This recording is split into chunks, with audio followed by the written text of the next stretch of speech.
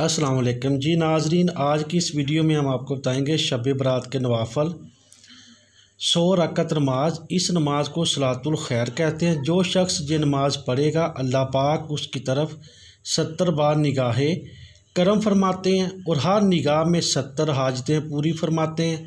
सबसे अदना हाजत बख्शिश है। तरीका 100 रकत नमाज इस तरह पढ़नी है कि हर रकत में सूरत फातिहा के बाद अलहम्द शरीफ के बाद सूरत अखलास कुल हु अल्लाह 10 बार पढ़ें।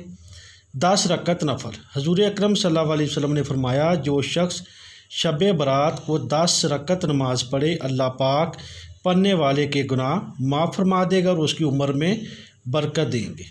तरीका 10 रकत नफल इस तरह पढ़ें कि हर रकत में सूरत फातिहा के बाद सूरत इखलास 11 बार पढ़ें। 8 रकत नमाज नफल।